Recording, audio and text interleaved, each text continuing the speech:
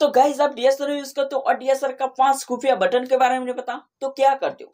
इस वीडियो को तुरंत सब्सक्राइब कर लीजिए क्योंकि इस वीडियो में मैं बताने वाला हूँ 5 ऐसा बटन जिसकी मदद से आप बेटर क्वालिटी में फोटोग्राफी कर पाओगे, वो भी आसान तरीके से। उसके बारे में पूरी डिटेल के साथ यहाँ पे आपको बताने वाला हूँ, तो देखते रहे पूरी वीडियो। और अभी तक यहाँ पे मेरे चैनल को आपने सब्सक्राइब नहीं किया तुरंत से जाके सब्सक्राइब कर दीजिए। तो गाइस यहाँ पे हम फर्स्ट खुफिया बटन के बारे में जानते हैं, जिसमें आपका डीएसएलआर कोई भी हो, आप मेनू में जाते हो, मेनू में जाने के बाद यहाँ पे कस्टम सेटिंग मेनू इसमें जाते हैं। इसके बाद यहाँ पे कंट्रोल पे जाते हो, कंट्रोल पे जाने के बाद यहाँ पे आपको नीचे आ जाना है। नीचे आ जाने के बाद यहाँ पे देख सकते हैं यूजिंग AL/FL बटन जो भी होता है उसको यहाँ पे आप ऑन कर देते हो, ऑन कर देते हो, जिसकी वजह से जो भी हमारा डीएसएलआर में बटन आता है उसको यहाँ पे आप प्रेस कर देते हो, या तो गलती से प्रेस हो जाता है, जिसकी वजह से जो भी हमारा फोकस पॉइंट होता है वो लॉक हो जाता है। यानी कि यहाँ पे आप कहीं पे फोटोग्राफी करते हो, जिसमें यहाँ पे जो भी फोटोग्राफी करते हो उसका जो भी फोकस होना चाहिए वो लॉक हो जाता है, जिसमें आपका सब्जेक्ट ऊपर लॉक हो जाता है, बैकग्राउंड में लॉक हो जाता है, वो हटता नहीं। तो उसको हटाने के लिए जो भी यहाँ पे AEL बटन AFL बटन है उसको यहाँ पे आपको ऑफ रखना है, ताकि आपका जो भी फोकस है वो यहाँ पे लॉक ना हो जाए। तो इस तरीके से यहाँ पे फर्स्ट खुफिया बटन का यूज होता है, यानी कि आप कहीं पे फोटोग्राफी करने के लिए जाते हो लेकिन बार बार यहाँ पे फोकस लॉक हो जाता है, तो जो भी यहाँ पे हमारी सेटिंग है उसमें यहाँ पे AEL बटन AFL बटन जो भी है उसको यहाँ पे आपको बंद कर देना और यहाँ पे फोटोग्राफी करोगे तो ऑटोमेटिकली यानी कि ऑटो फोकस होता है। लेकिन यहाँ पे ऑन होता है जिसकी वजह से ऑटो फोकस नहीं होता है। कई बार क्या हो जाता है, हम फोटोग्राफी करने के लिए तो जाते हैं लेकिन गलती से ये बटन प्रेस हो जाता है, जिसकी वजह से हमारा ऑटो फोकस सही तरीके से वर्क नहीं करता है, कि ऑटो में वर्क नहीं करता। और यहाँ पे हम क्या करते हैं, फोटोग्राफी तो कर लेते लेकिन धुंधली सी आ जाती है, ब्लर जैसी फोटोग्राफी आ जाती। तो फर्स्ट आपको ये बात ध्यान रखना है, यानी कि जो भी हमारा AEL बटन AFL बटन है उसको हमको ऑफ नहीं रखना है। तो गाइज ये था फर्स्ट खुफिया बटन। इसके बाद यहाँ पे दूसरा खुफिया बटन के बारे में बताता, जिसमें यहाँ पे आपको मेनू में जाना। मेनू में जाने के बाद आपके पास कोई भी ऐसा डीएसएलआर हो उसमें यहाँ पे आप देखोगे जिसमें कस्टम सेटिंग मेनू, इसके बाद यहाँ पे कंट्रोल, यानी कि मेरे पास जो भी डीएसएलआर है वो निकॉन का D-Eco1300। इसके बाद यहाँ पे आपके पास कोई भी ऐसा निकॉन डीएसएलआर हो या तो कैनन डीएसएलआर हो जिसमें यहाँ पे PV बटन और यहाँ पे FN बटन जो भी आता है उसका इस्तेमाल हम किस तरीके से करेंगे उसके बारे में बताता हूँ। दूसरा खुफिया बटन के बारे में, जिसमें यहाँ पे आप कंट्रोल्स में जाते हो, कंट्रोल्स में जाने के बाद यहाँ पे देख सकते हैं इजी FN बटन जो भी होता है उसका इस्तेमाल किस तरीके से करोगे, यानी कि आपका डीएसएलआर जो भी है उसके यहाँ पे FN बटन आता है, यानी कि आपका निकॉन का डीएसएलआर है जिसमें इस जगह पे यहाँ पे FN बटन जो भी है वो आता है। इसके ऊपर यहाँ पे आप देखोगे जिसमें PV बटन आता है, इसका इस्तेमाल हम किस तरीके से करेंगे उसके बारे में बताता हूँ। जिसमें देख सकते हैं FM बटन जो भी है उसमें हम चले जाते हैं। इसके बाद यहाँ पे आप देखोगे जिसमें playback menu, my menu, viewfinder, vertical horizontal में यहाँ पे आप करना चाहते हैं तो भी यहाँ पे आप कर सकते हैं। यहाँ पे देखोगे जिसमें अलग अलग यहाँ पे ऑप्शन आपको दिया गया है कि इसका इस्तेमाल हम किस तरीके से कर सकते हैं, यानी दोनों बटन का आप इस तरीके से इस्तेमाल कर सकते हैं। यानी कि देख सकते हैं FM बटन का इस तरीके से इस्तेमाल कर सकते हैं। और यहाँ पे आप बैक आते हो, बैक आने के बाद यहाँ पे आप नीचे देखोगे जिसमें देख सकते हैं ईजिंग प्रीव्यू बटन जो भी है उसका, यानी कि PV बटन जो भी है उसका इस्तेमाल भी इस तरीके से कर सकते हैं। यानी कि आप प्लेबैक मेनू देखना चाहते हैं या तो प्रीव्यू करना चाहते हैं, FV लॉक करना चाहते हैं, या तो जो भी हमारा AEL/FL बटन का हम यूज करते हैं तो इसकी जगह उसका हम यूज करना चाहते हैं तो भी यहाँ पे कर सकते हैं। इस तरीके से अलग अलग यहाँ पे कर सकते हैं, यानी कि आपकी जो भी इच्छा चाहे वो तरीके से यहाँ पे कर सकते हैं। लेकिन यहाँ पे मैं फिलहाल नहीं रखता हूँ, यानी कि ऑफ ही दोनों बटन को यहाँ पे मैं रखता हूँ, यानी कि कोई भी ऐसा उपयोग नहीं करता। लेकिन आप उपयोग करना चाहते हैं तो कर सकते हैं, यानी कि आपका डीएसएलआर जो भी है वो यहाँ पे इस तरीके से यहाँ पे आप हाथ में रखते हो और यहाँ पे फोटोग्राफी करते हो। लेकिन हमारे इस बटन से हमको यूज नहीं करना, लेकिन जो भी हमारा PV बटन है FN बटन है उसका इस्तेमाल हमको करना है। आपको ऐसा लगता है कि FN बटन या तो PV बटन का हमको यूज करना है तो आप जो चाहे वो यहाँ पे सेटिंग करके यहाँ पे आप रख सकते हो और यहाँ पे इसका इस्तेमाल कर सकते हैं। ये था दूसरा खुफिया बटन।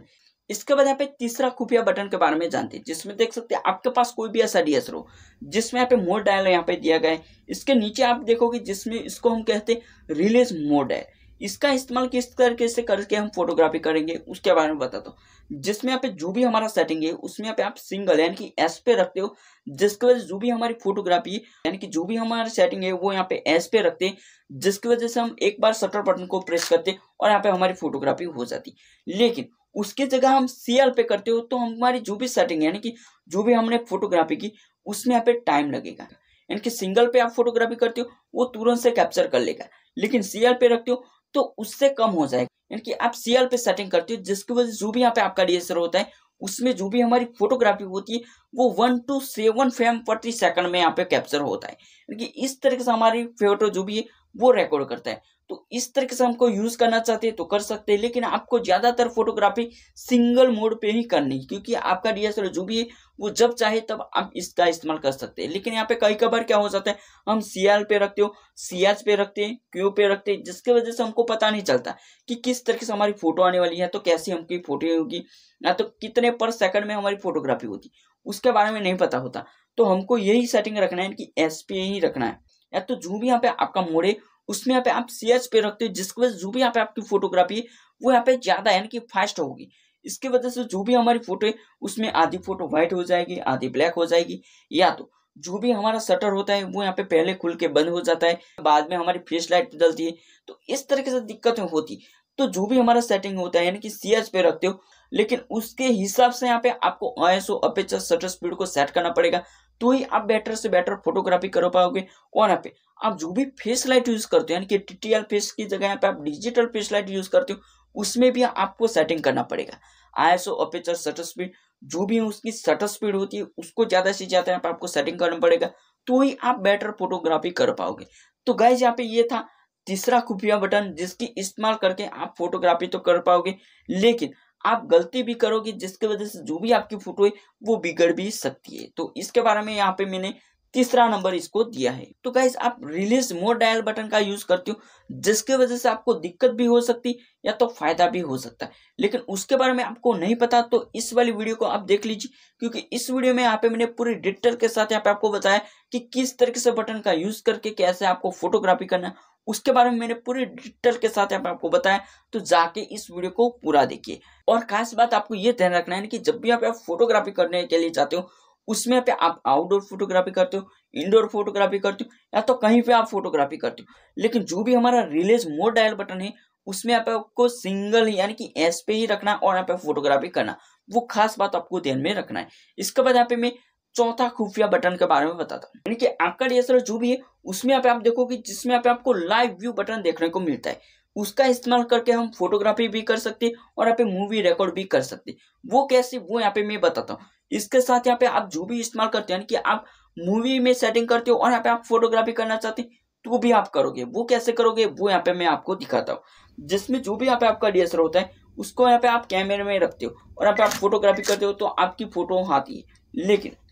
तो आप फोटो खींच पाते हो, लेकिन यहाँ पे जो भी यहाँ पे आपकी सेटिंग है उसको यहाँ पे आप मूवी में कर देते हो और यहाँ पे आप मूवी रिकॉर्डिंग करना चाहते हैं तो जो भी हमारा मूवी वाला बटन दिया गया है यानी कि देख सकते हैं रेड कलर का आपको डॉट दिखाई देता है, तो इसका इस्तेमाल करके हम वीडियोग्राफी कर सकते हैं। लेकिन यहाँ पे आप शटर बटन को यहाँ पे प्रेस करते हो, जिसकी वजह से जो भी हमारी वीडियो है वो यहाँ पे रुक जाती है और यहाँ पे फोटोग्राफी करना चाहते हैं तो भी आप कर सकते हैं। लाइव व्यू बटन है उसको हमको प्रेस करना और यहाँ पे व्यू फाइंडर में दिखना है। व्यू फाइंडर में आप देखते हो और यहाँ पे फोटोग्राफी करते हो तो जो भी हमारा सेटिंग यानी कि मूवी वाले में हमको सेटिंग करके फोटोग्राफी करना तो भी हम कर सकते। कई बार क्या हो जाता है, जो भी हम फोटोग्राफी करते हो उसमें यहाँ पे गलती से ऐसा सेटिंग हो जाता है जिसकी वजह से हम फोटोग्राफी में फोटो खींचते हैं लेकिन सही तरीके से फोटो नहीं आती। तो हमको क्या करना होगा, जो भी हमारी सेटिंग है उसको यहाँ पे हमको मूवी में कर देना और यहाँ पे जो भी हम डिस्प्ले में देखते हैं उसकी जगह व्यू फाइंडर में कर देना और यहाँ पे फोटोग्राफी कर लेना, जिसकी वजह से आपकी जो भी फोटो है उसकी क्वालिटी में कोई भी ऐसी दिक्कत नहीं होगी और बेटर से बेटर आप फोटोग्राफी कर पाओगे। गलती से ऐसा प्रॉब्लम होता है तभी हमको इस तरीके से मूवी में रख के फोटोग्राफी कर लेना। इसका इस्तेमाल तभी करना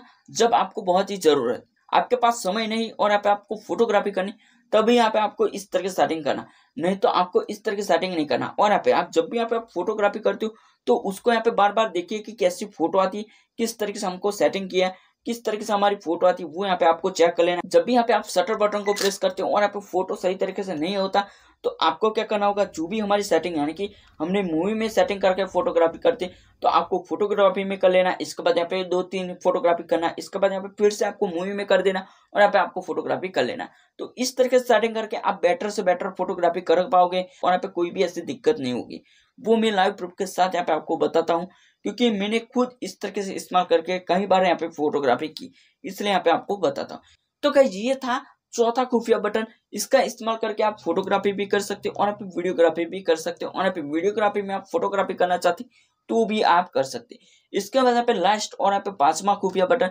जिसमें यहाँ पे काफी सारे डीएसएलआर को दिक्कतें होती, यानी कि ऑटो फोकस वाला दिक्कत कैसे होती है वो यहाँ पे मैं आपको लाइव प्रूफ के साथ दिखाने वाला हूँ, ताकि फिर से ऐसी गलती आपको नहीं करना, नहीं तो ऐसा प्रॉब्लम हो सकता है। यानी कि देख सकते हैं यहाँ पे आपको एक बटन दिया गया है, उसको हम कहते हैं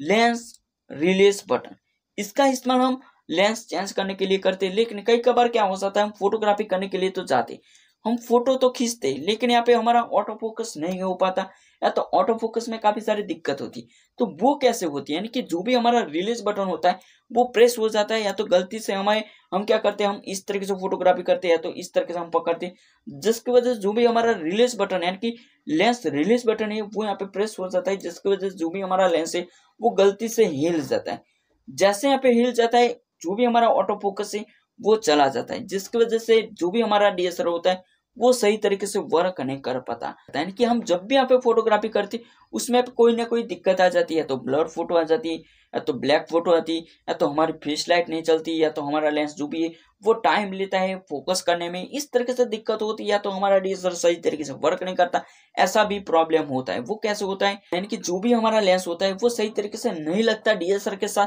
इसलिए ऐसा प्रॉब्लम होता है। तो आपका जो भी डीएसएलआर होता है उसमें यहाँ पे आपको बार बार चेक करना है, यानी कि जो भी हमारा ऑटो फोकस है वो सही तरीके से वर्क करता है या नहीं करता है, तो हमारी जो भी फोटो वो कैसी आती है, हमारी फ्लैश लाइट सही तरीके से पड़ती है या नहीं पड़ती, वो भी यहाँ पे आपको चेक करना पड़ेगा। इसके बाद यहाँ पे इस तरीके से यहाँ पे आप फोटोग्राफी कर पाएंगे। इसका इस्तेमाल तो हम लेंस चेंज करने के लिए करते हैं, लेकिन यहाँ पे सही तरीके से हमारा लेंस नहीं लगता, या तो गलती से प्रेस हो जाता है और यहाँ पे लेंस हिल जाते हैं, तब हमको ऐसा प्रॉब्लम होता है। तो वो यहाँ पे आपको खास बात ध्यान में रखना होगा। सो गाइस, यहाँ पे मैंने 5 खुफिया बटन के बारे में बताया, और यहाँ पे कोई भी ऐसा डाउट है तो मेरे को कमेंट बॉक्स में कमेंट लिख सकते हैं, ताकि मैं आपकी मदद कर सकूं। सो गाइस, इस वीडियो में इतना ही। वीडियो पसंद आए तो हमारे चैनल को लाइक सब्सक्राइब जरूर कीजिए। ऐसी नई वीडियो आप देखते रहे, हमारे चैनल को सपोर्ट कीजिए। हम मिलते हैं नई वीडियो के साथ, तब तक जय माता जी, वंदे मातरम।